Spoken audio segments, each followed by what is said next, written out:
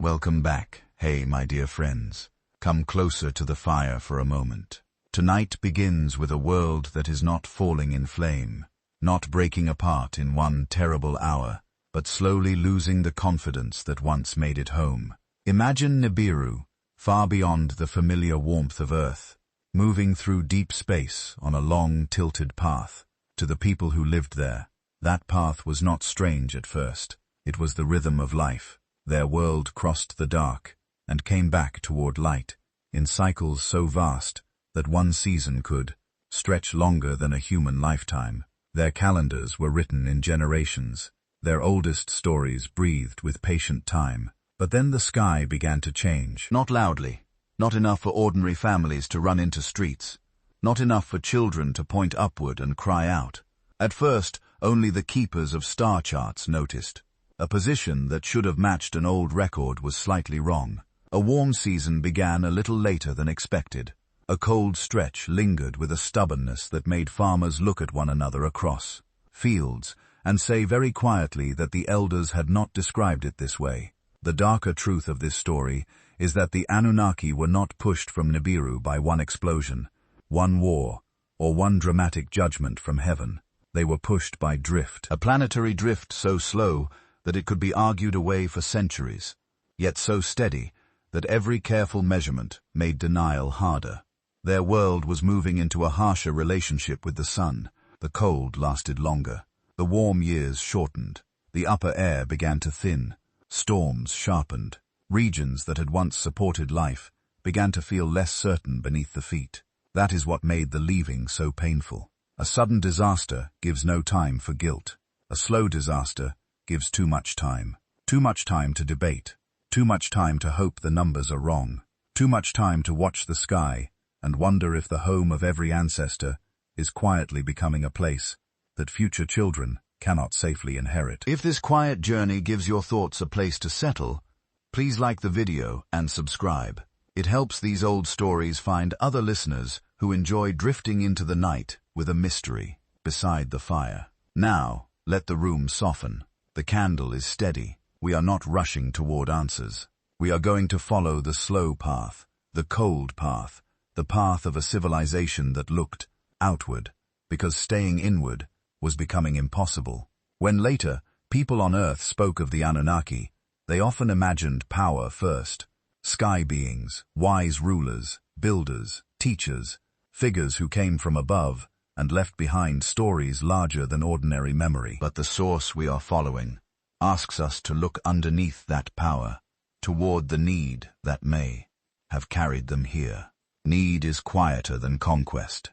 Need does not always enter with a banner. Sometimes it enters with exhausted calculations, with council chambers full of careful voices, with scientists who no longer sleep well, with leaders who read the same report again and again because they wish the conclusion would change. Need can wear a calm face for a long time. Then one day, it becomes the only honest word left. On Nibiru, the first need was warmth. A world with a long orbit survives by balance.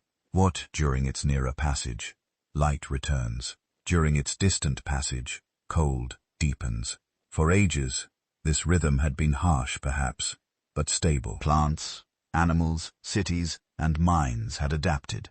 The people knew how to store energy. They knew when to prepare. They knew the signs that announce the long return of warmth. A world can tolerate difficulty when difficulty has a schedule, but a schedule that drifts becomes a threat. The source imagines astronomers comparing records across immense spans. An old archive is opened. A younger scholar places a new chart beside one made by ancestors. The ink or carved line, whatever their record-keeping form may have been, does not agree.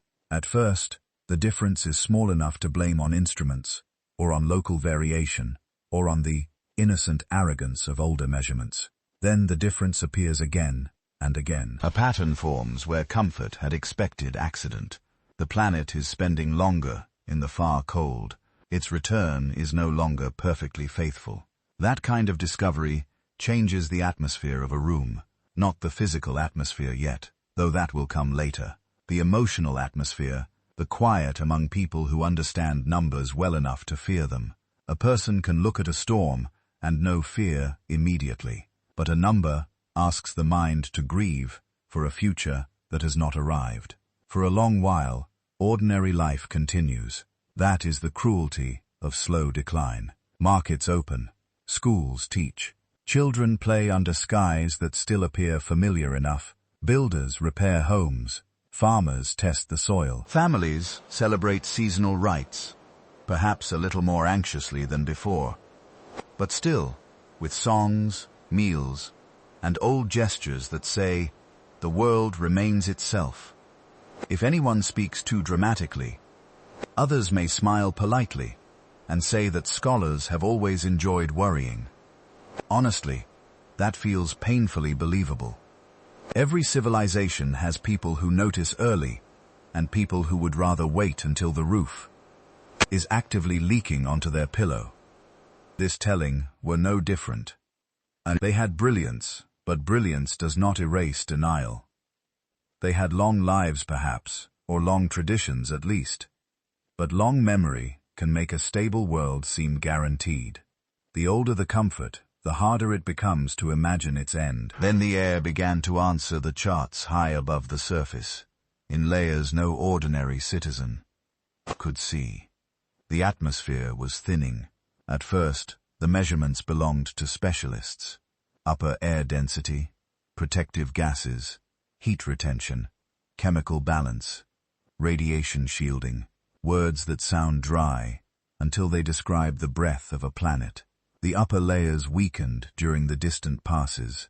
Particles escaped. Cold deepened. Weather systems lost the smoothness they had held for generations. Below, people felt it as weather. A wind, sharper than it should be. Frost lingering where it once withdrew. Storms forming during transitions that should have been mild. A growing season that stumbled. A migration that failed to arrive. A lake freezing earlier. A road made dangerous by cold at the wrong time. Small things, each one explainable alone, together forming a language no one wanted to read. The world was breathing weaker. Nibiru did not become hostile overnight. That may be the most important detail. It remained beautiful. It remained sacred to its people. It still held cities, archives, schools, omens, ceremonial places, memories of ancestors, and landscapes tied to every story they had ever told about themselves. A failing home is still home. That is why leaving begins as an insult to the heart. Even the leaders who believed the data did not first dream of abandoning it. They dreamed of repair. They studied atmospheric reinforcement. They considered ways to restore protective layers. They looked for materials that could reflect radiation, retain heat, stabilize high air, and slow the escape of what their world needed to survive. Some solutions helped for a while. A civilization that advanced does not simply fold its hands and sigh at the sky. It tests, it builds, it fails, it tests again. Then, one material became more important than almost any other. Gold. Not the gold of crowns. Not the gold of pride. Not the gold that human kings would later bury with themselves, as if death were impressed by shiny things. Gold as a tool. Gold as a stable element. Gold that could be reduced, suspended, dispersed, reflected, layered, shielded, and used in delicate atmospheric systems. In the source, gold became a possible way to slow Nibiru's decline. The problem was quantity. Nibiru did not have enough. This is where a distant world begins to become a lifeline. Earth, still far away, still unknown in any intimate sense, appears first as data, a blue planet in records, a body with water, atmosphere, geology, and mineral signatures, a place not yet filled with temples and human myths, but with possibility. To Nibiru, Earth may have looked less like destiny at first, and more like a resource map with clouds. But even that was not simple. To search beyond a world is to admit something terrible about that world. It means the answer cannot be found entirely at home. It means the old confidence is no longer enough. It means the horizon has become too small for survival. Imagine the first council where that truth was spoken openly. Not shouted, not celebrated, spoken in a room that probably became very still afterward.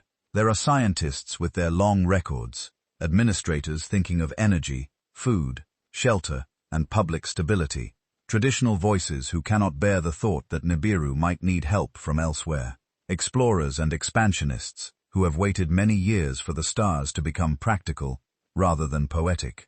Someone says, we may need to go outward. Someone else hears, we may not be able to save ourselves from here. Those are not the same sentence, but they live close together. The source frames the Anunnaki, not as simple invaders, but as a people pressed toward an impossible choice. Some believed repair was still possible. Some believed delay would narrow every option. Some wanted to preserve the old identity at any cost. Some began to think that survival itself might require becoming more than a one-world civilization. The emotional fracture begins there. Before Earth, before mining, before contact, before myths.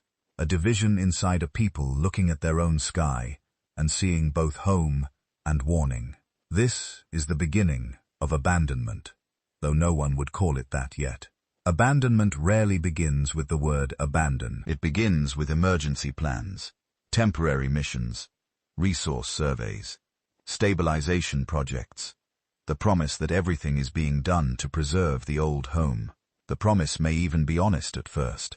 They did not leave Nibiru all at once. They were pushed measurement by measurement, winter by winter, report by report. Their world became a question that no tradition could answer by itself. The fire beside us gives a quiet breath. Imagine Nibiru turning far from the sun, its upper air thinning into darkness. Imagine lights in observatories staying on deep into the long night. Imagine an elder telling a child that the warm seasons used to come more gently. Imagine a leader standing before a chart, where one pale line keeps bending away from hope.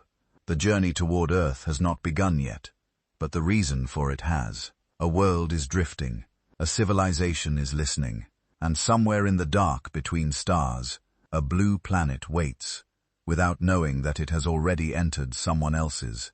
Desperate calculations before the drift became a wound. Nibiru was remembered as a world of patience, not peace in the simple sense. No living world is without argument, hunger, weather, stubborn neighbors, and the occasional committee that makes everything slower than necessary. But it was stable. Its long orbit was not yet a fear. Its seasons, though vast, were reliable. Its people had learned to live inside time that moved differently from Earth time, and that difference shaped almost everything about them. A warm age could last for decades. A cool age could last long enough for one child to grow into an elder. Entire families might measure their lives by the great breathing of the planet.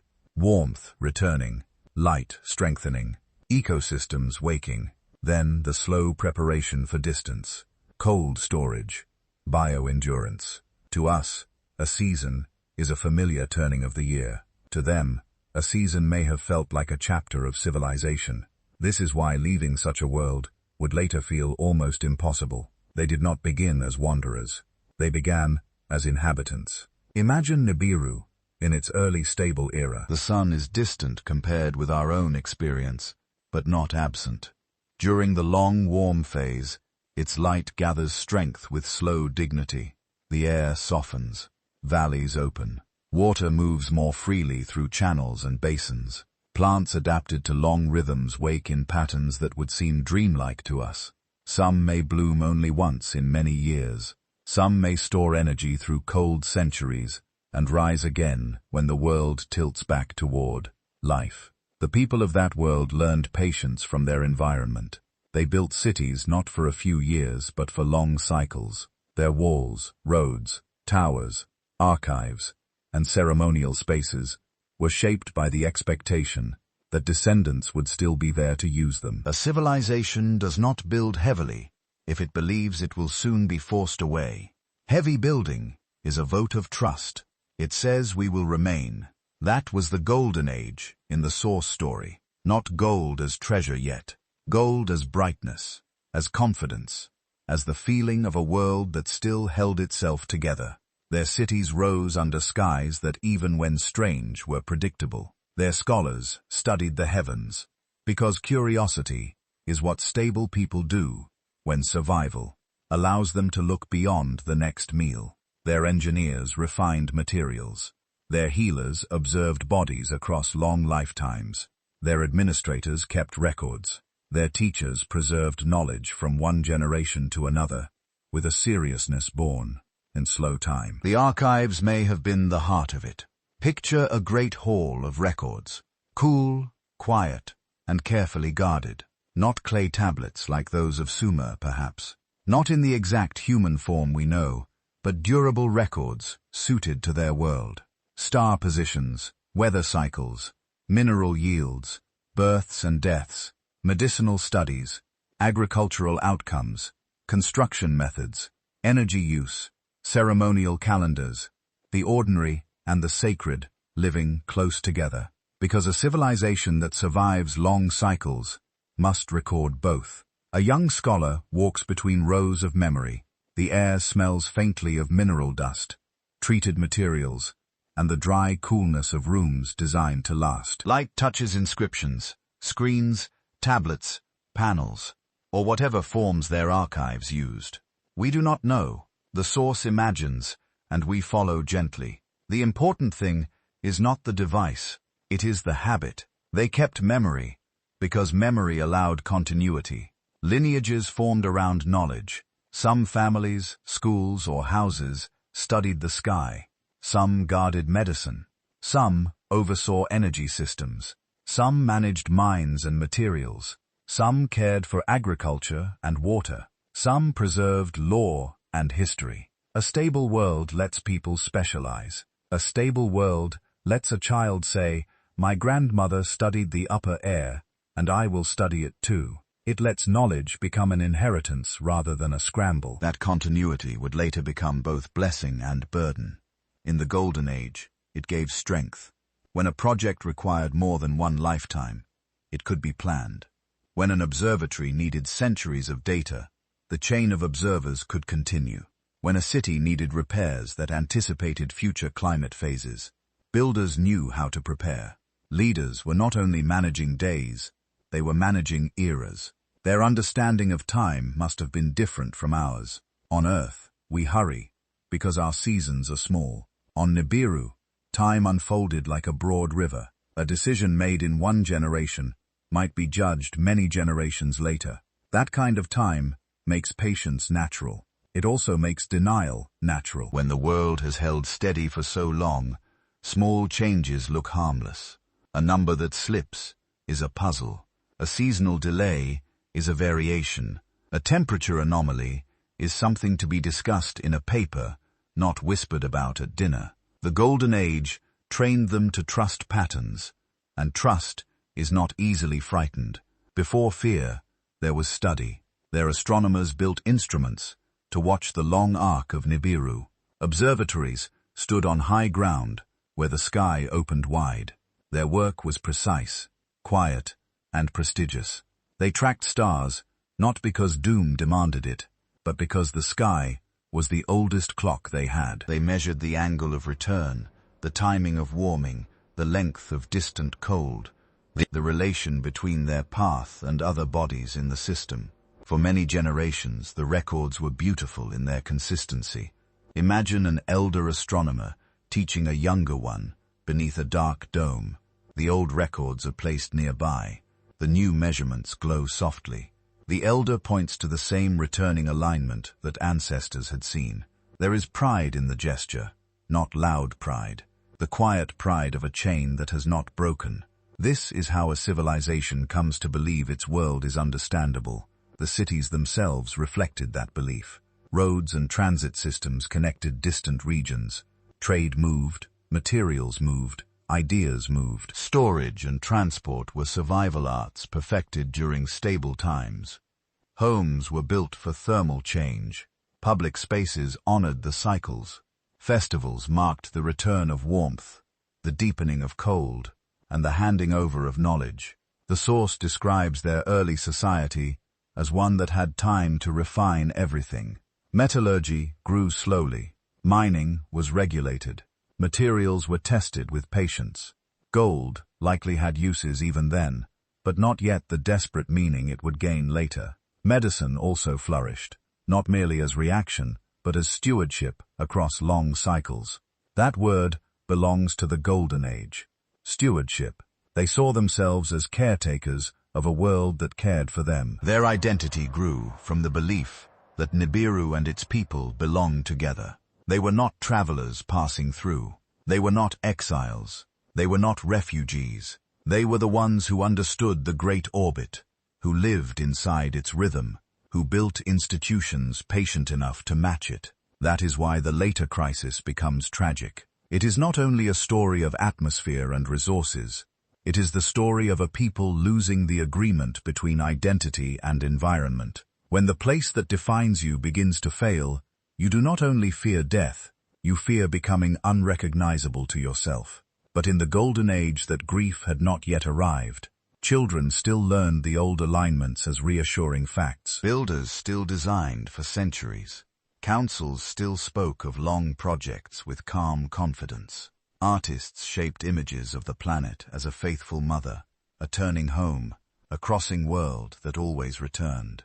The idea that one day their descendants might leave it would have sounded almost rude, like suggesting that a river should apologize for flowing. Small anomalies did appear. The source makes this clear. Even in comfort, the first seeds of crisis were present. A star alignment late by a fraction, a warm phase that did not rise quite as predicted, a high atmosphere reading slightly outside expectation, a wind pattern mentioned in an archive note because it was unusual, then forgotten by most because ordinary life continued. These are the first ghosts of drift. Not monsters, not alarms. Ghosts made of numbers. One careful observer notices, another checks. A third says the instrument may be flawed. A fourth compares records from an earlier cycle and grows quiet. The debate remains inside scholarly circles. The public does not worry. Leaders do not yet act. The anomalies are filed, discussed, refined, perhaps laughed away by those who do not enjoy gloomy colleagues before breakfast. Again, very believable. The Golden Age does not end because no one was intelligent enough to see the signs. It ends because seeing signs is not the same as believing they will become fate. Even brilliant societies can place uncomfortable data into a drawer marked later. Later is one of the most dangerous drawers any civilization owns. Still, the same Golden Age that made denial possible also gave them the tools to survive longer. Their archives preserved the baseline. Their observatories detected the drift. Their engineering traditions created possible interventions. Their material science made gold-based atmospheric repair imaginable. Their governance systems allowed planetary coordination.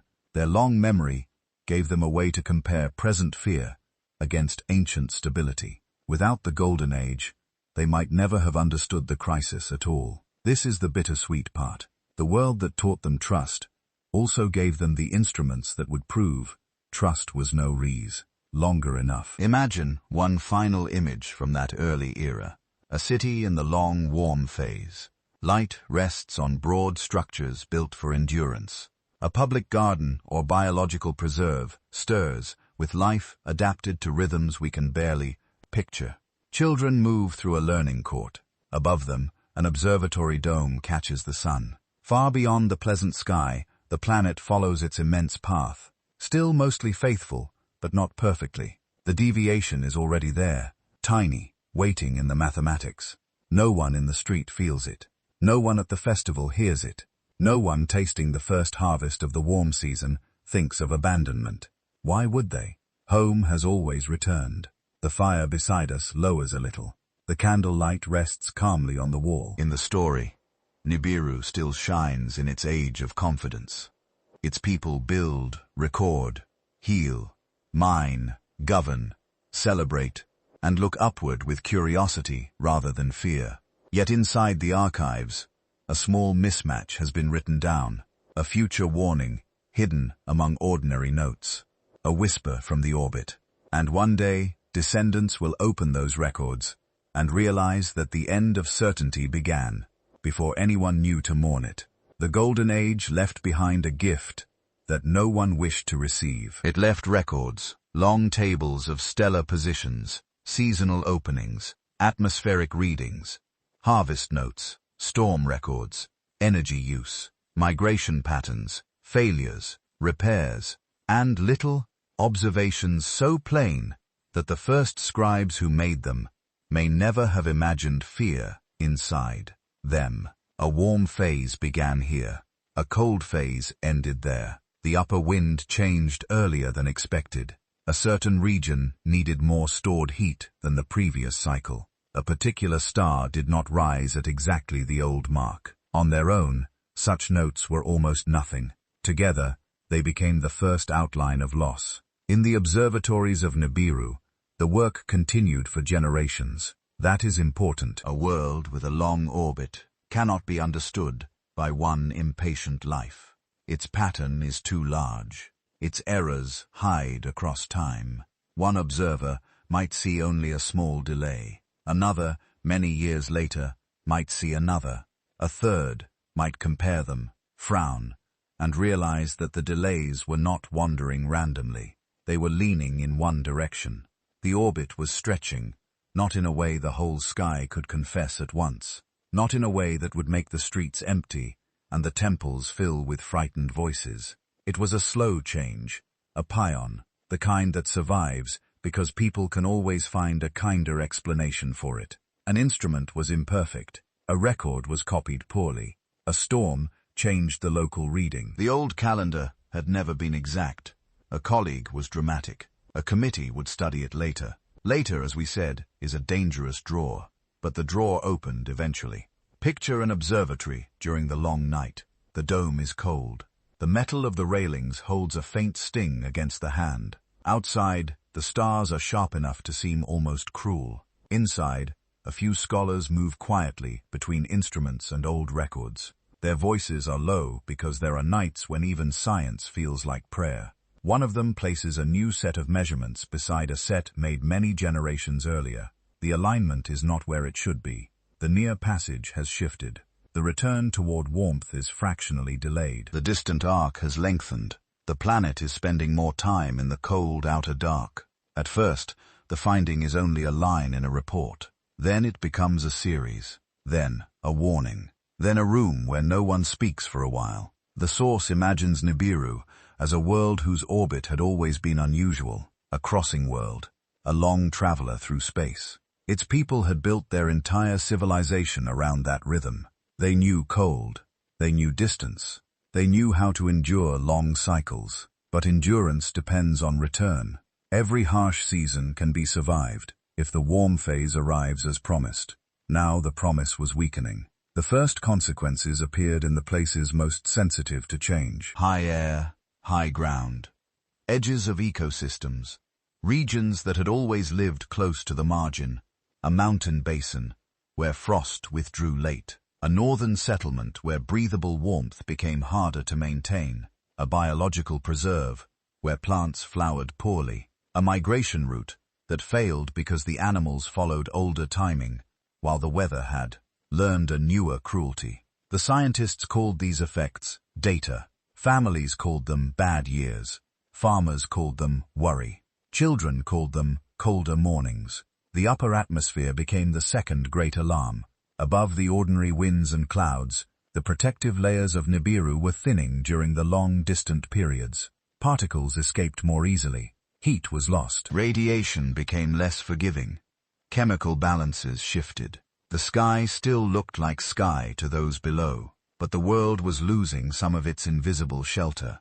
A planet breathes in layers. Most people only feel the lowest breath, the air in the mouth, the wind at the window, the pressure before a storm. But the life of a world depends on air, far above the face. A change beyond sight can become hunger at the surface. Many years later, the reports thickened. The distant cold phase would last longer. Heat retention would fall. Storm intensity would increase. Energy demands would rise. Food systems would become less predictable. Some regions would need relocation. Protective systems would need reinforcement. The old calendar could no longer be trusted as a guide for survival. Still, the world did not stop. That is the hardest part to write. Honestly, A crisis does not always arrive with a drum. People still wake, eat, work, love, complain, repair, teach, and forget small things. The ordinary goes on, even while the extraordinary approaches from far away. Honestly, that is why slow catastrophes are so frightening. They do not interrupt life enough at first. They allow life to keep acting normal while the foundation changes. The public learned in pieces. A weather advisory became a seasonal warning. A seasonal warning became a regional plan. A regional plan became talk of permanent protection. In schools, teachers adjusted lessons without saying too much. In markets, people noticed the cost of stored heat rising. In high cities, windows were reinforced. In farming regions, older planting wisdom became less reliable, which is one of the saddest things that can happen to an elder. To know the world well, and then watch the world stop answering in the old way. The phrase began to move among households. The seasons no longer behave. Not a scientific sentence, but perhaps the truest one. A council could debate orbital mechanics. A farmer could say the seasons no longer behave, and both were speaking of the same wound. In research stations above the settlements, the measurements became more severe. Instruments recorded weaker retention in upper layers. High-altitude teams returned with quiet faces. Air processing centers demanded more power. Engineers began describing temporary fixes with the careful tone that means temporary may have to last longer than anyone admits. The scientists did not first ask for exile. They asked for time. Time to reinforce the atmosphere. Time to slow escape. Time to stabilize climate zones. Time to preserve food regions. Time to keep the old world alive long enough for a better answer. Gold entered the reports more often. At first, it may have been one material among many, valuable because of its stability, conductivity, reflectivity, and resistance to decay. Useful in delicate systems. Upper atmospheric dispersion, shielding layers, energy control, and instruments that had to survive extremes. In the source telling, gold could be reduced into fine forms and used in technologies meant to help Nibiru hold heat and shield itself. Not jewelry, not royal vanity, a medicine for the sky. Imagine a sealed chamber where engineers test tiny suspended particles under simulated upper air conditions. The room hums softly. Light passes through a thin golden haze. Sensors record reflection, stability, reaction, decay, dispersal, retention. A researcher watches the numbers settle into something like hope, not certainty, not salvation, but help. Then the inventory arrives. There is not enough. That sentence may have done more damage than any storm. Not enough to restore the full protective layer. Not enough to stabilize all regions. Not enough to build the systems at the scale needed. Not enough on Nibiru itself. The planet needed a resource that the planet could not provide in sufficient quantity. That is a cruel kind of dependence. A body needing blood it cannot make. A house needing beams from a forest that has already burned. A world needing gold from elsewhere. The astronomers who had charted drift now turned their instruments outward with a different kind of hunger. Not the old curiosity of the Golden Age. Not the clean wonder of people who look at stars, because stars are beautiful. This was survival astronomy. Worlds were studied as possibilities. Mineral signatures were compared. Gravity, atmosphere, temperature, radiation, distance, orbit, and risk were weighed. Many places failed quickly. Too cold, too dry, too violent, too empty, too costly to reach, too poor in the one material Nibiru needed most.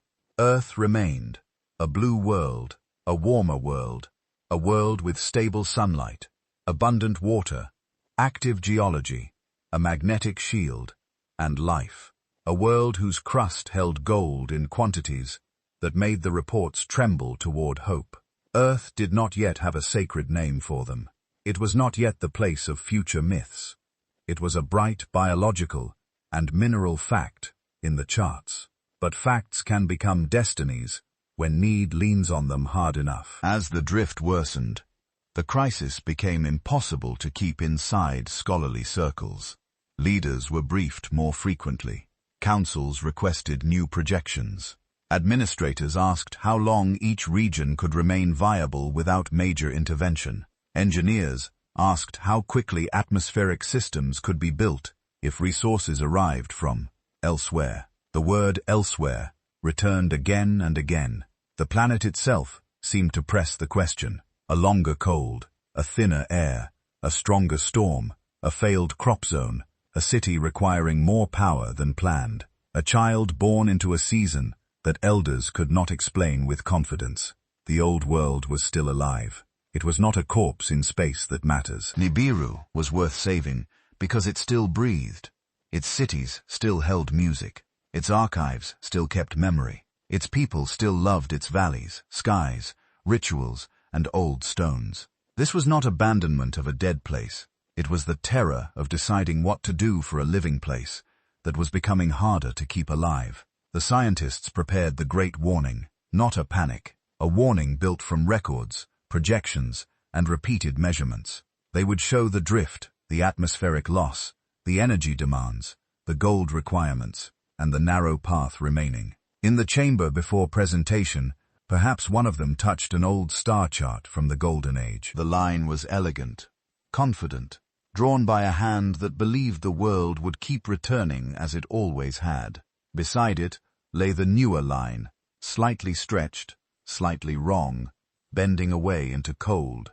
The difference was small to the eye, vast to the future. The fire beside us dims and breathes. In the story, the observatory lights remain on through the long night. Outside, Nibiru turns farther from warmth. Inside, the scholars no longer debate whether the drift is real. They debate how to make others feel the truth, without breaking them. That is the burden of those who see early. They must turn numbers into grief carefully. They must tell a civilization that the sky has changed. And then they must enter the council hall, where knowing the truth will be only the beginning of the conflict. The council hall had been built for confidence long before the crisis. It was a place where a stable world explained itself. High walls held the symbols of old houses and old victories. The floor was polished by generations of careful footsteps. Above the chamber, the ceiling rose like a quiet sky, shaped to remind those inside that governance was supposed to resemble order. Now the same hall held a different air. Not panic. Panic is too simple. This was heavier. A controlled dread. The kind that makes every person sit straighter because no one wants to be the first to look afraid. The scientists stood before the council with their charts, models, and long inherited records. They did not speak like prophets. They spoke more dangerously than prophets. They spoke with evidence. The orbit was stretching. The distant cold was lengthening. The warm periods were narrowing. The upper atmosphere was thinning. Gold-based stabilizers could slow the decline. But the needed quantity was beyond the known reserves of Nibiru. That last fact settled over the chamber like ash. There was not enough gold at home.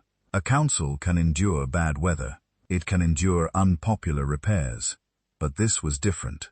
The planet required something from beyond itself. The old idea of Nibiru as a complete world had been wounded. The first group to speak, after the scientists, were the administrators. They were not dreamers, and not cowards. They were the people who thought in supply lines, shelters, food stores, relocation schedules, energy limits, medical capacity, public order, and the dangerous mood of frightened populations. They asked the questions that make poets look away. How many regions would become unstable first? How much stored heat could be moved?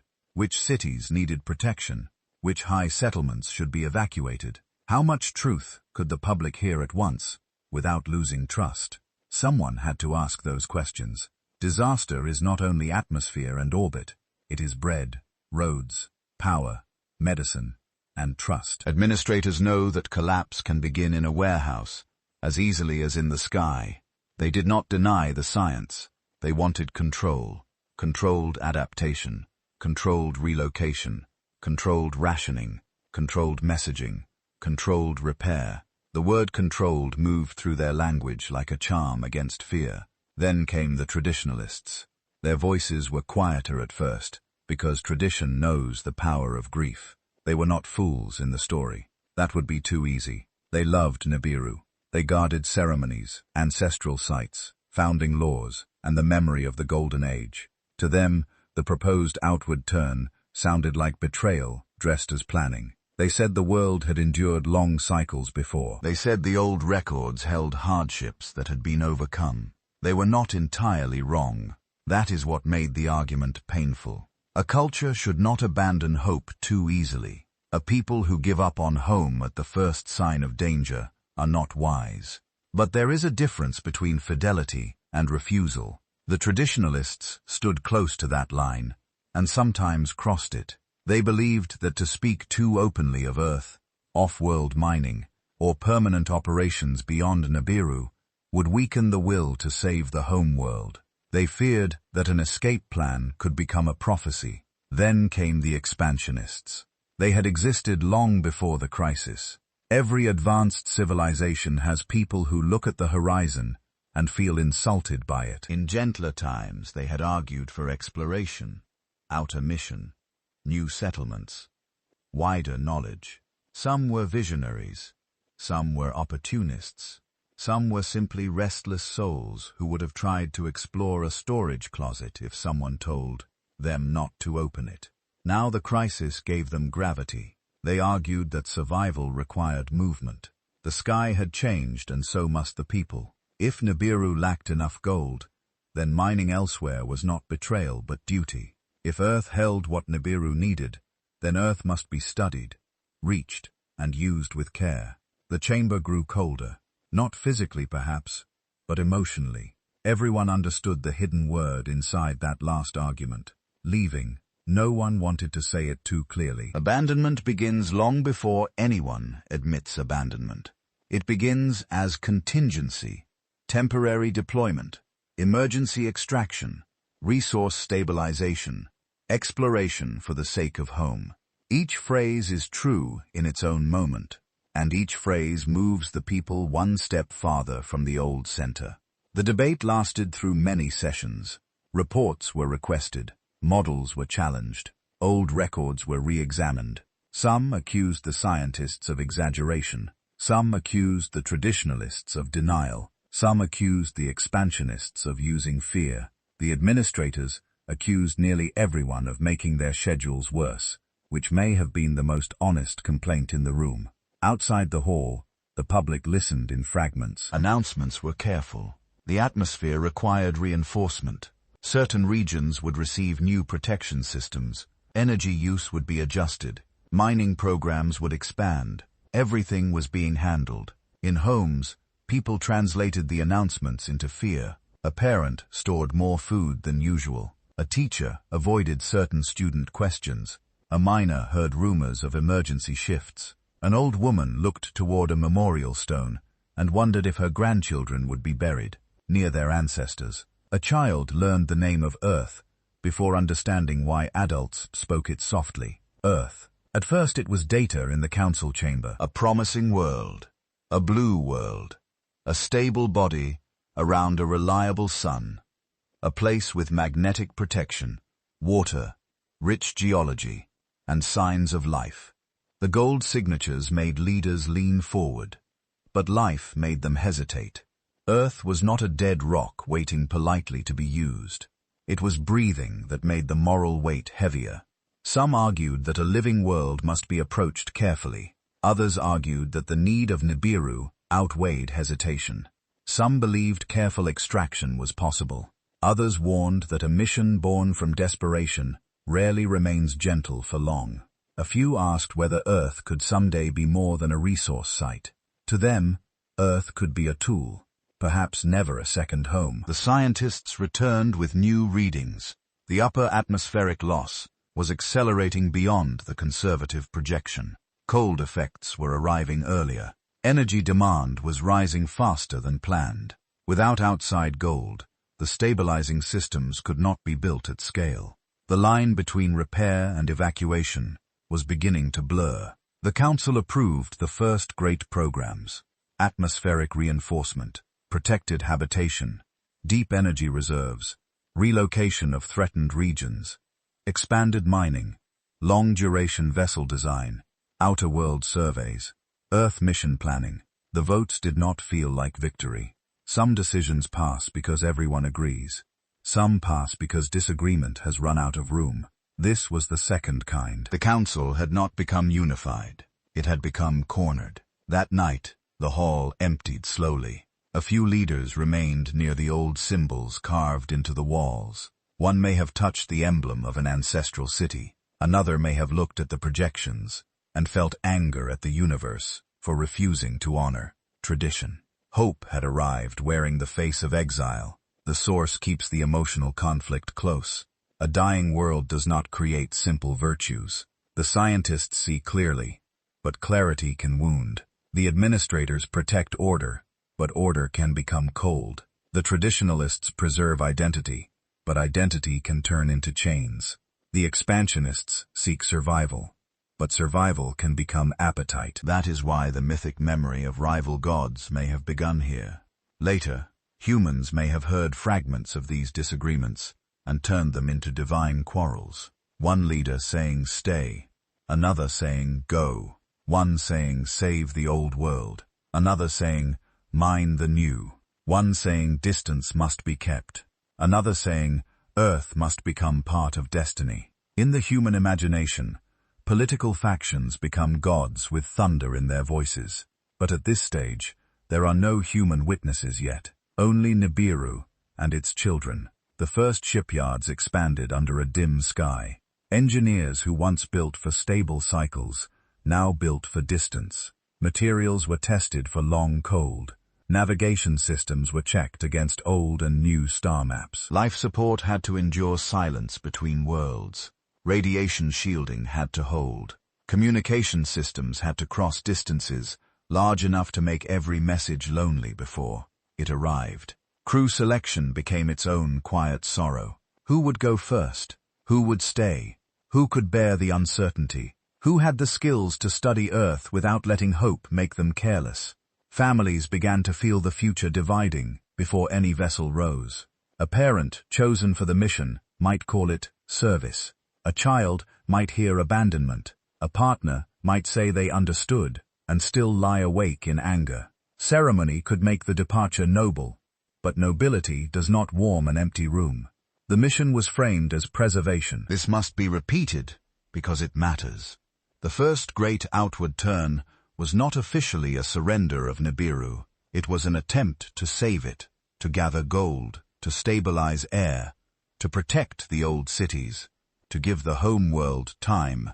The leaders could tell themselves this honestly, and yet, beneath the official language, a quieter truth had begun. A civilization had accepted that its survival might depend on another world. That thought changes everything.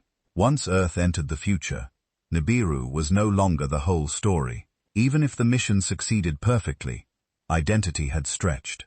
The people had imagined themselves elsewhere. They had built vessels toward elsewhere. They had taught children the name of elsewhere. They had moved the boundary of hope beyond the atmosphere of home. That is the first step of exile, not the leaving itself. The moment when the heart makes room for a place it has never touched. The fire beside us is low, and the candle light is steady. Imagine the council hall. After everyone has gone, the charts remain. The old symbols remain. The vote records remain. Outside, the cold wind moves along the walls with the patience of a thing that does not care about speeches. In some private room, a scientist closes their eyes and hears the numbers again. In another, a traditionalist whispers an old prayer for the endurance of Nibiru. In a shipyard, an engineer runs a hand along the unfinished hull of a vessel that will one day rise through thinning air. And far away, Earth continues turning blue and unaware. No longer merely a world in the dark, but the answer a wounded civilization has finally allowed itself to seek. Earth entered their future as a point of blue light. At first, it was only an object in the records, one world among many, being measured from a wounded home. It had no temple name, no human prayer, no story of gods descending through cloud. It was a distant body with water, atmosphere, warmth, rotation, mineral signatures, magnetic protection, and the strange, restless shine of life. But a desperate civilization learns to look at data with feeling. The scientists studied it carefully. They did not yet know the smell of rain on soil here, or the sound of leaves moving under our smaller sun, or the way morning mist lies over a river before heat lifts it away. They saw wavelengths, atmospheric lines, thermal readings, magnetic curves, mineral maps, and repeated traces of gold hidden in the crust.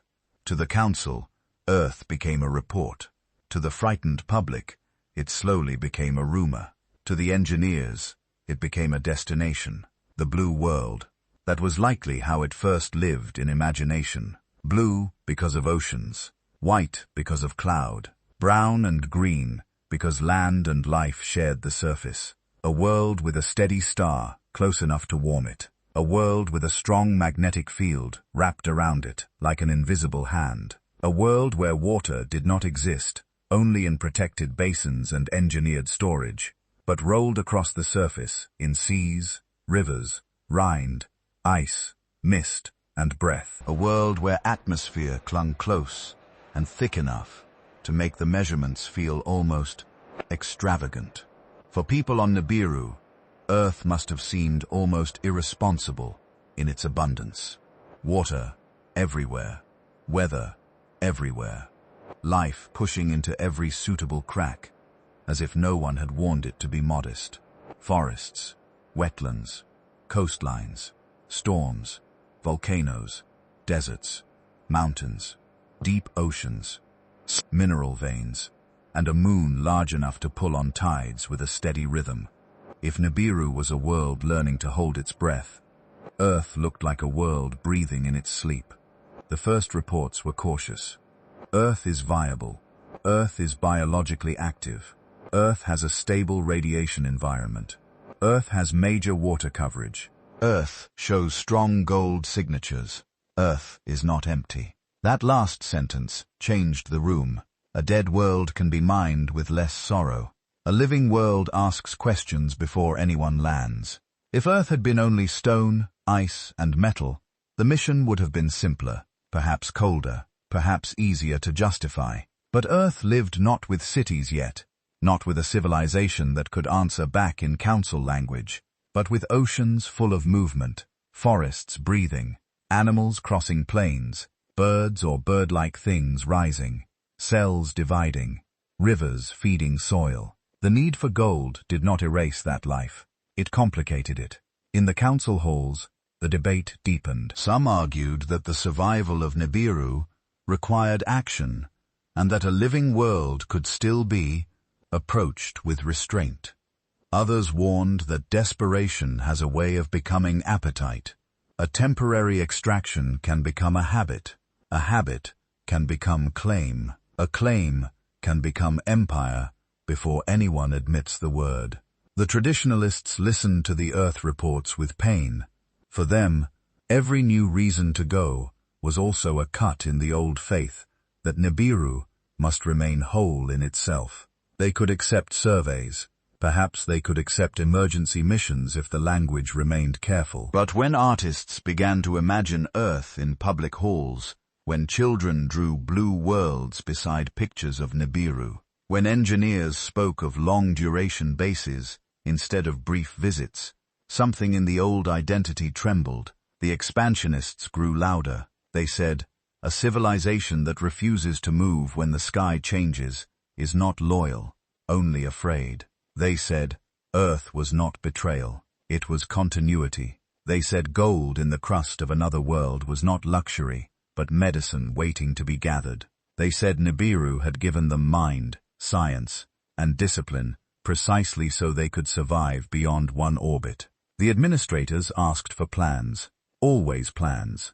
How many vessels? How much mass? How much crew? How much stored atmosphere? How many cycles between departures? How many shipments before stabilization systems could be built at scale? What risk to Earth's biosphere? What risk to Nibiru's public order if the mission failed? What risk to public order if the mission succeeded too well and people began to dream of leaving? Scientists rarely enjoy administrators at first, but in crisis, someone must count the blankets. The shipyards expanded.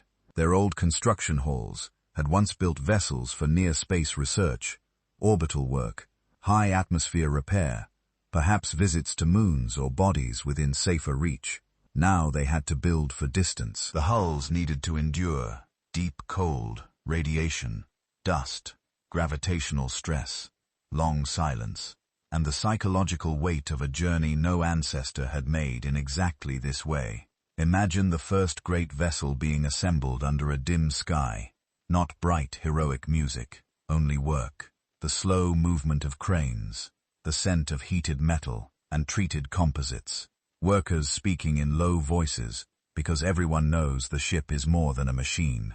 It is a question given shape. It asks whether a people can stretch a road from a failing sky to an unknown world and still remain themselves. Engineers test the skin of the hull. They run hands over seams. They listen to vibrations. They adjust panels meant to protect the crew from the cold between worlds. They test recycling systems, food stores, artificial sleep cycles, medical units, navigation cores, communication arrays, landing systems, sample chambers, drilling tools, and containers designed for the gold that may one day return home as atmospheric repair. Every system has to work. Space is not dramatic in the way stories sometimes make it. Space is patient. It waits without anger. It does not punish mistakes because punishment requires intention. It simply allows mistakes to finish themselves. A seal fails. A calculation is wrong. A shield degrades. A crew tires. Space does not need to become hostile. It is already beyond hospitality. So they prepared years past, maybe generations, if the source imagination is followed fully. Long-cycle civilizations do not rush the first true crossing. They simulate, they argue, they redesign, they train crews in silence, confinement, delayed messages, unfamiliar gravity, planetary hazard, biological caution, mineral survey, and the lonely discipline of not panicking when home becomes small. Crew selection became a sacred wound.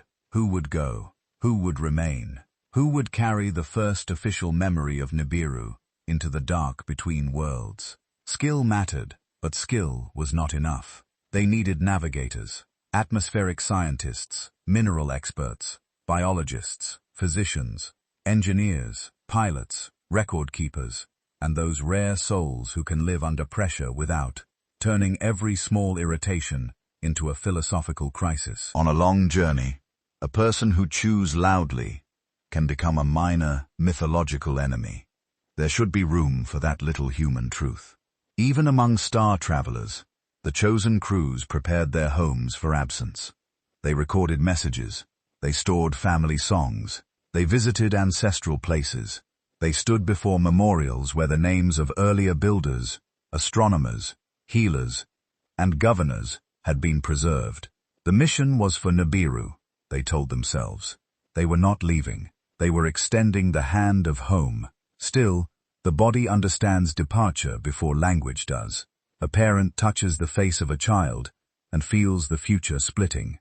A partner says they are proud, and grief stands behind the pride like a shadow at the door. A scientist packs a copy of old orbital records, not because they are needed, but because home should not be represented only by emergency manuals. Someone places a small carved object in a storage compartment. Someone else carries a song. The mission had a public face. There were ceremonies. There were speeches. Leaders spoke of courage, preservation, duty, and return. They said Earth would help Nibiru breathe again. They said the old home would be strengthened by the journey. They said the first crews were not exiles, but guardians traveling outward. All of that may have been true. Truth can still hurt. At the edge of the launch field, citizens gathered under the thinning sky. Some came because they believed. Some came because fear had become too large to hold indoors. Some came because if history was beginning, they did not want to hear of it second-hand. The vessel stood ready. Not beautiful in a decorative sense, but beautiful in the way necessary things can become sacred. The sky above Nibiru was cold and faint. The engines slept. The countdown began. In the final moments, perhaps the crew looked through their instruments at the world below. Cities, dim continents, shield fields, cold regions, lighted corridors, the home that had made them, the home that needed them to leave in order to stay alive. That contradiction is the heart of the story. They were leaving to return. They were going away to preserve belonging. They were placing faith in a world that had never asked to be part of their grief. The vessel lifted, not like a spark, not like a miracle, like a vast decision, becoming motion. Slowly at first, then steadily through the lower atmosphere, through turbulence, through the thinning air that had started the crisis itself. The people below watched until the shape became a point, then a glimmer, then nothing. Silence followed. Not empty silence, listening silence. A whole civilization listened upward, as if sound could still return from the path the ship had taken. Earth remained far away, blue in records, gold in projections, alive in ways no one on Nibiru had yet touched. The first journey had begun, and with it, the old boundary of home had broken. The fire beside us softens. Imagine the ship passing beyond the last familiar layers of Nibiru's air. Behind it, the wounded world turns in its long orbit. Ahead, the dark opens wider than any archive could truly prepare them for. And somewhere beyond that dark, Earth waits. Not yet a myth, not yet a garden of human stories, only a living world with gold under its mountains and clouds moving over oceans in the sunlight. The first days beyond Nibiru were not heroic in the loud sense. They were procedural, careful, quiet, the kind of days built from checklists, readouts, small corrections, and the discipline of not looking too long at the view behind them. The vessel moved away from home, through a darkness no atmosphere softened inside. Every sound mattered. The low hum of life support, the faint click of instruments, the breath of sleeping crew, the murmur of someone checking a pressure reading for the third time. Not because it had changed, but because trust is harder in deep space. Nibiru shrunk. At first, it still filled the instruments with presence, a world of cities, weather, history, and need. Then it became smaller, a globe, a bright wounded body, a distant ember. The farther the ship traveled, the more the homeworld became both less visible and more powerful. That is one of the strange laws of absence. What leaves the eye can grow larger in the heart. Messages crossed the distance slowly. Reports from the vessel returned to Nibiru with increasing delay. We are stable. We are on course. Radiation remains within limits. Crew health acceptable. Propulsion behaving as expected. Navigation confirms trajectory. Calm words made for official channels. Beneath them lived other messages, recorded privately perhaps for families and archives. I saw the home star fade behind the hull. I dreamed of the old garden. I woke and did not know for a moment which direction meant down. The ship created its own seasons.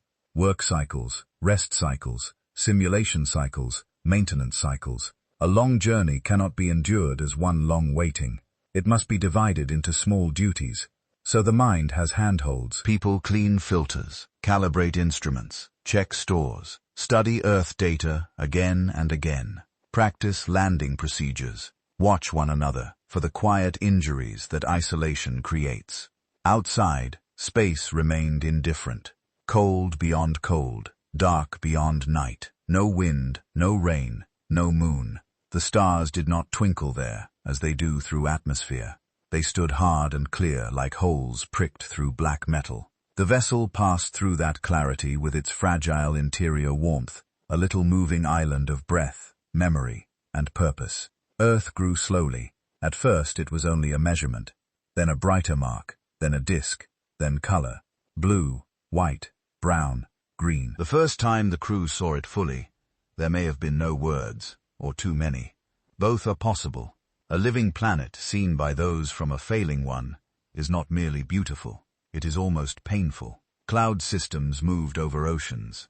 Storms curled in vast white arms. Sunlight flashed along water. Continents held deserts, forests, mountains, river mouths, ice, and shorelines. The moon moved near it like a companion. The instruments confirmed what the eyes could scarcely hold. Strong magnetic field, thick atmosphere, active hydrological cycle, rich biosphere, geological heat, mineral deposits, gold signatures, abundant water, stable energy from a nearer sun. A world not struggling to remain a world. Earth was alive everywhere. That was the first complication of arrival. The mission had been built around survival. Gold was the urgent need. Atmospheric repair back home required material, but to orbit Earth was to see that the material lay inside a living system. Gold beneath mountains, gold in river deposits, gold near fault zones, gold in places where water, soil, plants, animals, and future human paths would one day meet. The crew did not land immediately. They watched. They mapped coastlines. They studied weather. They measured storms. They tracked ocean currents, volcanic regions, mountain belts, forests, deserts, ice sheets, and river systems. They identified mineral provinces. They assessed biological risk. They asked what could be extracted without poisoning the very world that made extraction possible. The source frames this early phase as cautious, and that caution matters. The Anunnaki did not begin here as careless destroyers in this telling. They began as desperate observers, and desperation can still have discipline at first. The first orbit passed, then another. Earth turned below them with almost careless beauty. The first landing was chosen with care, a region near valuable minerals but not too unstable, access to water but not too exposed, weather patterns tolerable, biological risk manageable, geological signatures promising. The landing site may have lain near mountains, old rivers, or mineral-rich ground. The source does not need a single precise valley for the story to hold. What matters is the gesture. A people from a fading world, setting foot on a living one. The vessel descended through cloud. For the first time, the hull felt Earth's atmosphere, thick, warm, resisting, embracing. Heat built along the protective skin. Instruments spoke rapidly. Winds moved against the craft with a personality the crew had only modeled before. Clouds broke. Land rose beneath them. Rivers curved like dark threads. Mountains held light along their ridges. Then contact a tremor through the structure. The crew waited through the final safety checks. No one rushed. A first step is too heavy for haste. At last, the outer seal opened. Earth air entered the chamber through filters and analysis systems. Moisture, oxygen, nitrogen, living trace, organic complexity, mineral dust. The smell would have been mediated by equipment, but perhaps something of it reached them anyway. Wetness, green growth, warm stone, a world breathing without machines. One crew member stepped down. The ground accepted the weight. That is all. And it is everything. No temple yet. No kneeling human crowds. No myth carved in clay. Only soil, gravity, air, and a traveler from a world trying not to die. The foot pressed into earth, and the mission crossed from projection into history. They moved slowly across the site. Instruments scanned the ground. Samples were sealed. Air was tested again. Microbial risks were logged. Mineral readings were compared to orbital maps. Water was studied. The crew listened to unfamiliar sounds, wind through vegetation, insects, snorts, distant animal calls, the small, irregular music of a biosphere that had never heard their language. Honestly, Earth must have seemed noisy in the most beautiful way. Cycles and disciplined preservation. And Earth was abundance in motion. Things rustled, dripped, called, scattered, grew, decayed, returned. The very ground seemed impatient with stillness. Life here did not wait for permission. It simply continued. The early extraction teams were restrained.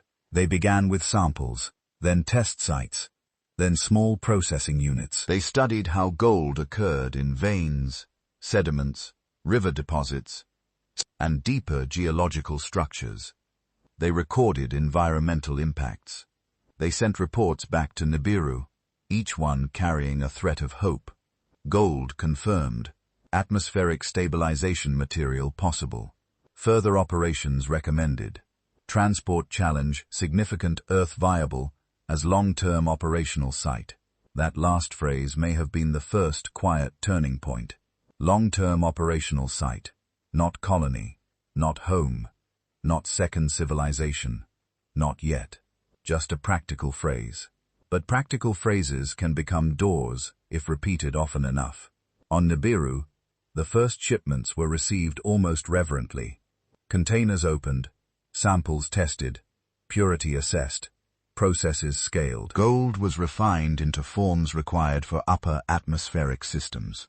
Reflective particles, delicate components, shielding layers, and repair technologies. The wounded sky received the first small medicine from Earth. Some measures improved. A region stabilized longer than expected.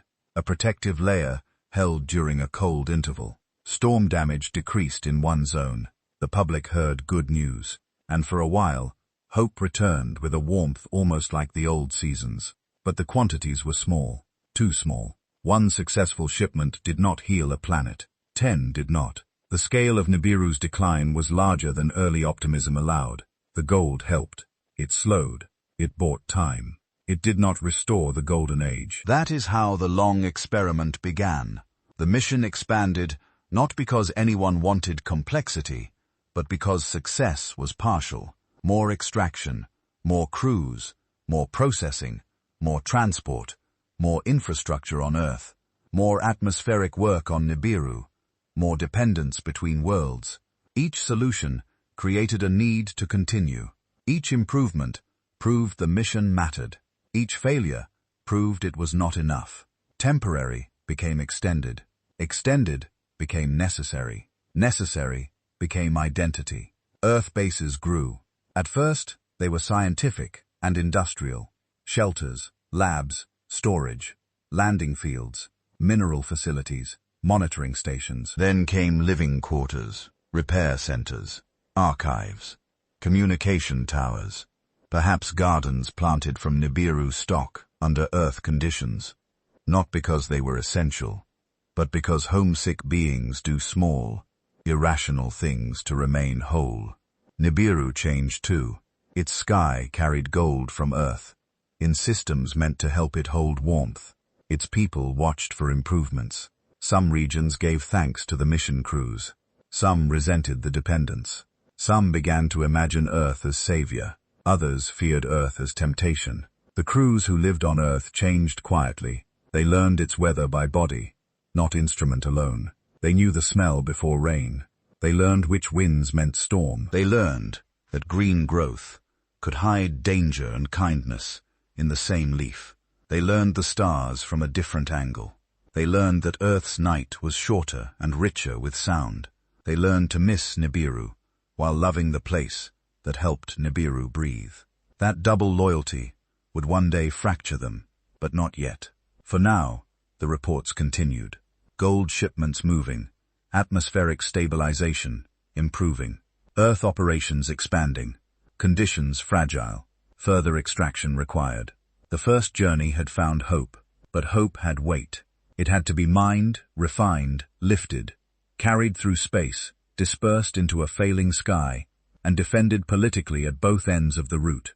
Hope became work. The fire beside us is nearly still. Imagine Earth under its young clouds. The first Anunnaki outpost, resting like a small foreign thought on the surface.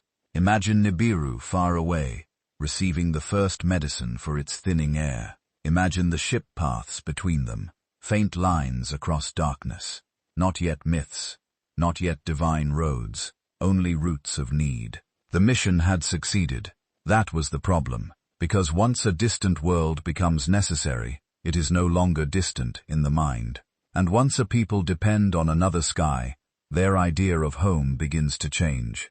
The mission became life before anyone admitted it.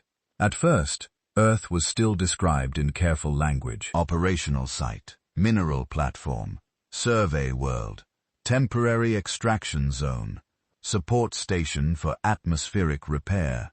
The phrases were tidy, and tidy phrases are useful when a truth is becoming too large to hold in one hand. But crews kept arriving. Crews kept leaving. Some did not leave for many cycles. Some children on Nibiru began to know Earth, not as a distant report, but as the place where a parent worked, slept, grew older, and sent back messages full of blue light and strange rain. Some children on Earth bases were born under a sky their grandparents had first seen through instruments. They learned Nibiru through recordings, ceremonies, old songs, and the soft sadness in adult voices when the home world was mentioned after long shifts. That is how a mission becomes a second life. Not through a proclamation, through breakfast, through repairs, through children learning the wrong sky first. The extraction sites spread carefully at the beginning. Mountain regions were mapped. River deposits were studied. Deep mineral corridors were opened only after long debate. Gold was taken from veins, from sediments, from places where Earth's restless geology had gathered it over ages beyond any council plan. The work required machines, pilots, mineral specialists, environmental watchers, physicians, engineers, record keepers, and those quiet people who are never praised in myths, but know exactly which seal must be checked before everyone dies.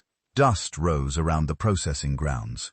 Not desert dust only, mineral dust, gold dust, stone dust, the fine powder of a living planet being opened for the sake of a dying one.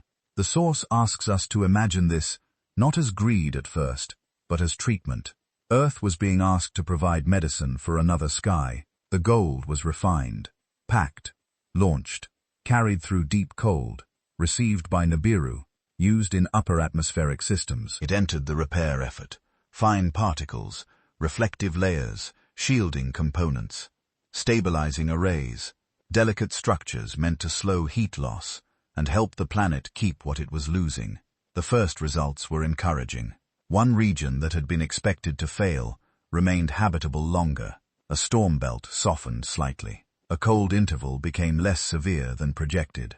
Crops in protected zones survived a season that many had feared would be lost. People cried at the announcements, not because everything was saved, because something was. Hope returned, but not the old kind. The old hope had been innocent. This new hope had machinery under it. It had supply chains. It had schedules. It had a place on another planet that had to keep working. It was hope with invoices, which is perhaps the least poetic and most believable kind. The long experiment widened. More sites were built on Earth.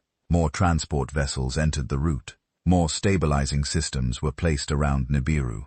The two worlds became joined by a traffic of need. Gold moved one way. Instructions, personnel, technology, grief, argument, and memory moved both ways. The phrase, long experiment, sounds almost calm. It was not calm. It was centuries of work. If we follow the source fully, centuries of repairs that improved conditions without restoring the old certainty. Centuries of crews growing accustomed to Earth's weather. Centuries of Nibiru citizens waiting for the next shipment. Centuries of leaders explaining that the plan was working, then explaining why more was still required. Centuries of children learning that survival was no longer a local thing. A world once complete had become dependent. That dependence did not feel the same to everyone. The restorationists believed the mission must remain focused on saving Nibiru. Every shipment, every mine, every Earth station existed for one purpose: to return the home world to stability. They saw Earth as necessary, but not equal, a tool, a supplier, a temporary wound in the old identity that would close when repair was complete. The pragmatists were quieter and perhaps more frightening to both sides. They looked at the data and saw that full restoration might never come. They did not hate Nibiru. They loved it enough to look at its condition without romance. Earth, they said, was no longer only a resource site. It had become part of survival. Perhaps it must become partner. Perhaps more people must live there. Perhaps continuity matters more than purity. The temporary mission advocates resisted that with almost religious force. They argued that Earth must not be allowed to become a second home in thought or law. The bases should remain functional, limited and supervised. Culture should remain centered on Nibiru. Children born on Earth should be educated as citizens of the home world. The old ceremonies should be maintained. The old names should not be softened by Earth. Then there were the integration advocates. They were often people who had lived longest between worlds. Pilots, engineers, medical officers, Earth station families, younger Anunnaki, raised with two skies inside their memory. They said the split had already happened. Pretending otherwise only made it more painful. Nibiru and Earth were bound now. Survival meant learning to be a two-world people. That phrase unsettled many. A two-world people. It sounds practical until you hear the grief inside it. Because to become two-world is to admit that one world is no longer enough. It is to loosen the sacred circle around home. It is to allow children to belong somewhere their ancestors never blessed. It is to let identity grow roots in borrowed soil. The source suggests that later human myths may preserve echoes of these divisions as rival gods. One group becomes the stern sky faction. Another becomes the wise water faction. Another becomes the planners, the rebels, the teachers, the keepers of order. The ones who wanted to withdraw. The ones who wanted to shape Earth more directly. Human listeners, seeing only fragments of Anunnaki power and disagreement, would turn politics into divine family drama. And honestly, human beings are very good at turning politics into family drama, even without help from space on Nibiru. Daily life continued under the repaired sky. This is important. The world did not die. Some regions adapted. Shelters became better. Food systems improved.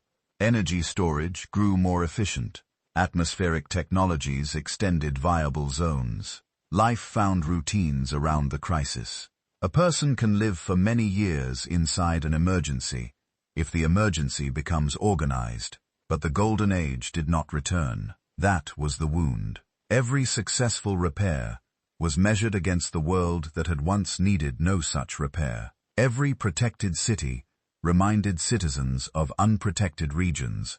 Every improvement depended on further shipments. Every Earth launch reminded the public that the answer still lay elsewhere. Hope became tiring. That is a quiet thing, but real. A people can become exhausted by hope when hope keeps requiring sacrifice. At first, hope lifts the body. Later, if fulfillment stays distant, hope becomes a weight one carries, because dropping it would be worse. Earth crews felt another kind of exhaustion. They lived on a world that was beautiful and not theirs. Rain became familiar. Soil became familiar. The local sky became familiar. Some loved it before they allowed themselves to say the word. Others hated that they loved it. A worker might step outside after a long shift and hear night insects, wind in leaves, and feel peace. Then guilt would arrive. How dare peace be found here while Nibiru still struggled? The source sees this as the emotional root of abandonment. Not a single order, not one dramatic evacuation, a slow movement of loyalty, a slow transfer of daily life, a slow confession that the second world had become more than an emergency station. The last look motif begins here. A crew leaves Nibiru for another rotation. They have done this before. They know the procedure. They are not supposed to make it sacred every time. But as the vessel rises through the weakened air, someone looks back. The planet below is still there, still beautiful, still lit with cities and shielded regions, still worth every effort. And yet it appears smaller with each departure. Not physically only. Historically, the old world is becoming past while still alive. That is the cruelest kind of fading. If Nibiru had shattered, grief would have had a clear shape. If it had recovered fully, gratitude would have had a clear shape. But it did neither. It endured. It required. It diminished. It remained beloved and insufficient. And all the while, gold moved through the dark. That image should stay with us. Gold leaving Earth, not as treasure for vanity, but as dust for a dying sky. Gold becoming atmospheric medicine. Gold becoming the bridge between planets. Gold becoming duty, argument, and myth. Later, humans would see gold as the metal of gods, perhaps because those who came from above searched for it with an urgency that seemed divine. They did not know the grief behind the hunger. To early humans, if they watched at all, the Anunnaki may have seemed like beings of impossible purpose. They descended, worked, measured, extracted, commanded, and departed. They spoke in councils humans could not understand. They carried bright materials skyward. They built stations near rivers, mountains, and mineral regions. They may have taught, recruited, used, or observed. What humans could not explain, they rapped in sacred language. Sky beings needed gold. Therefore, gold belonged to the gods. Sky beings came and went. Therefore, heaven opened and closed. Sky beings argued. Therefore, gods quarreled. Sky beings looked sad when they spoke of the upper world. Therefore, heaven itself had sorrow. The long experiment had become myth before it ended. The mission has worked. The mission has failed. Both are true. It bought time. It slowed decline. It joined worlds. It did not restore innocence. It did not give back the golden age. It did not let anyone remain only what they had been. That is why the next movement is not an evacuation, but a slow surrender of the old center. A people does not always abandon a world by leaving it behind. Sometimes they abandon it by needing another world more each year. Abandonment did not arrive with a bell. No final decree echoed across every city. No single vessel carried the last soul away, while Nibiru broke behind it in a bright wound. That would be easier to remember, and perhaps easier to mythologize. A last day, a last launch, a last farewell. But the source gives us something quieter and more painful. Nibiru was abandoned slowly. It was abandoned through shipments, through rotations, through emergency extensions that became permanent assignments, through children born on Earth who knew Nibiru first as story, through leaders who still spoke of restoration while planning for futures elsewhere, through gold dust rising into one sky and another sky still thinning, through every family that said only for a while, and then measured the while in generations. The home world did not stop mattering. That must be understood. It remained beloved. Its old cities remained sacred. Its archives held the deep memory of the people. Its landscapes shaped the way they spoke, governed, prayed, and grieved. Nibiru was not discarded like a broken tool. It was carried like an elder too weak to walk, honored, tended, protected, mourned while still alive. That is a harder love. Earth became the second center of gravity, not only in physics, in memory, in work, in identity. The first stations became settlements. The settlements became communities. Communities developed routines that did not need permission from Nibiru. Every morning, people learned local seasons. They built storage for Earth weather. They marked anniversaries of first landing, first shipment, first birth under Earth's sky, first major storm survived, first Earth-grown crop accepted into a Nibiru ceremony. At first, these may have been practical notes. Then they became traditions. Tradition is what repetition becomes when people decide it matters. Human societies were also growing in the background of this long story. In the source imagination, early humans watched, learned, misunderstood, feared, and revered. They saw beings descend from the sky. They saw knowledge beyond local reach. They saw mining, engineering, medicine, authority, anger, kindness, and departure. They saw factions without understanding the political documents behind them. Human memory translated. A base became a sacred enclosure. A leader became a god. A transport route became a road to heaven. A technical instruction became a divine command. A resource mission became a visit from the sky. A departure became the gods returning to their home above. A conflict between Anunnaki councils became a quarrel among gods. This is not foolishness. It is how human minds make sense of overwhelming power. If a being comes from the sky, speaks with instruments, controls fire or metal, and grieves for a world you cannot see, what language is available to you? You use the language of gods, not because you are stupid, but because all needs a shape. Some Anunnaki kept distance. They believed humans were too young, too fragile, too easily shaped. They argued that involvement would create dependency, distortion, or danger. They had already watched one world become dependent on another. Perhaps they feared repeating the pattern in miniature. Others wanted guidance. They looked at human fires along rivers and saw not animals, not tools only, but minds beginning to gather. Perhaps humans reminded them of their own earlier era, before decline, before councils full of impossible choices. They saw curiosity, fear, skill, violence, tenderness, the ability to learn by watching that can be dangerous but also beautiful. Others saw labor, a darker thread, and one the myths remember.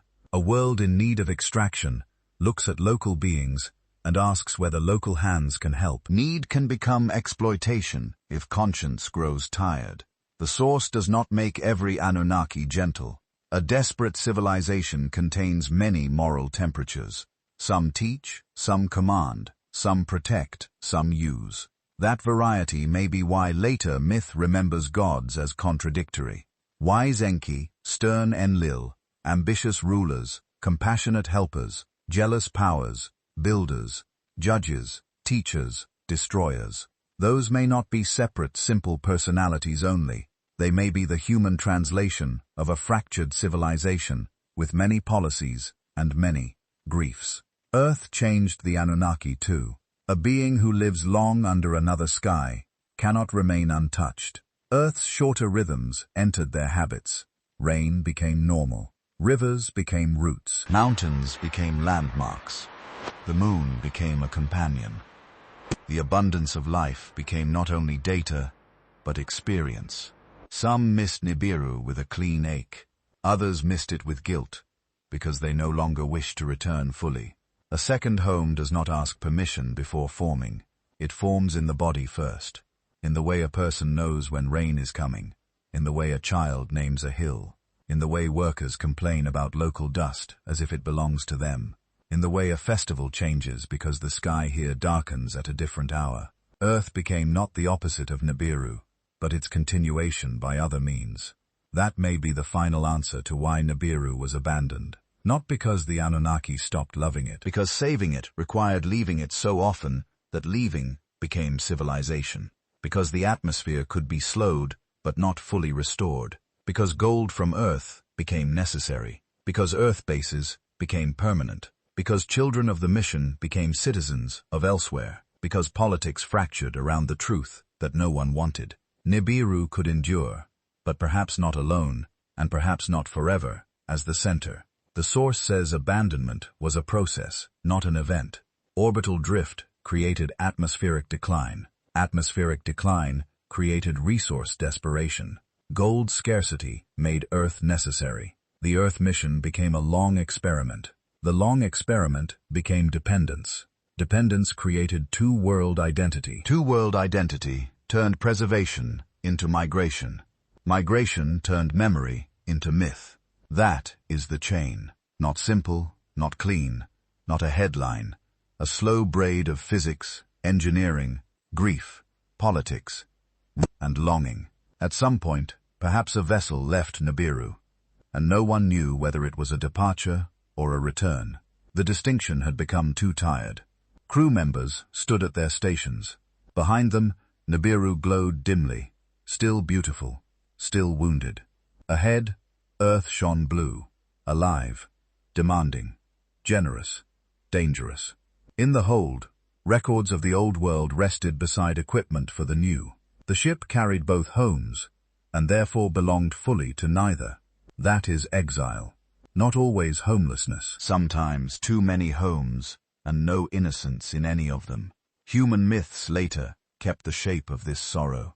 Gods who come from heaven, gods who create workers from clay, gods who need gold, gods who quarrel over humanity, gods who leave, gods who promise return, gods who become distant, not because they were never there, but because their own story pulled them away. Nibiru itself became dreamlike in human memory, a celestial realm, a lost heaven, a wandering star, a hidden planet, a place from which mighty beings descended, and to which they might one day return. The true source crisis, orbital drift and atmospheric decline, was too vast, too technical, too slow for early human language. So it became myth. A wounded home became heaven. A resource mission became divine descent. An argument about survival became a war among gods. A fading planet became the throne above the sky, and the grief of leaving became sacred distance. Imagine now the final contrast. Nibiru in the far dark, its sky partly repaired with gold that came from Earth, its cold season still too long, its warm seasons still too brief, its ancient cities holding on, its archives glowing softly, its elders teaching children names of places some of them may never see, its people still praying, calculating, repairing, remembering, Earth under a nearer sun, oceans moving, forests breathing, early human fires along rivers, Anunnaki outposts under unfamiliar stars, gold taken from mountains and riverbeds. Children of two worlds listening to stories of the old orbit. Human observers watching lights rise and vanish into heaven. Neither world is simple. Earth is hope, but also burden. Nibiru is home, but also wound. The Anunnaki stand between them, not as pure gods, not as pure refugees, not as simple conquerors, but as a civilization trying to survive the slow failure of its first sky. That is the darker truth inside the story. They did not come only because they wanted power. They came because home had begun to fail. They did not leave Nibiru because they stopped loving it. They left because love became logistics, and logistics became migration. They did not abandon it in one act. They abandoned it the way some losses happen in life, by adapting so well to the emergency that the emergency becomes the new shape of living. The fire beside us is almost ash now. Let the image settle softly. One world fading, one world breathing, one people stretched between memory and need, one blue planet slowly becoming the place where their story would be misremembered as divinity. Perhaps that is what myths often are. Not lies, not facts exactly. Memories that have lost their measurements but kept their ache. The old humans did not need orbital mechanics to understand sorrow from the sky. They saw beings come. They saw them work. They saw them command. They saw them teach. They saw them depart. They felt the power and the distance. So they made stories large enough to hold what they could not explain. And somewhere in those stories, Nibiru remained, a lost home, moving through darkness. A world saved only partly, a wound covered in gold, a place abandoned, slowly enough that no generation could bear to call itself the one that left. Now let the council hall fall silent. Let the shipyard sleep. Let the gold dust drift in the upper air. Let earth turn beneath white clouds. Let Nibiru continue its long road through night. Let the old grief become quiet enough to rest beside the fire. You do not need to follow the orbit any farther tonight. The blue world is breathing. The wandering world is fading. And between them, memory keeps moving. Softer than a ship, older than a prayer, carrying home from one sky to another. Good night.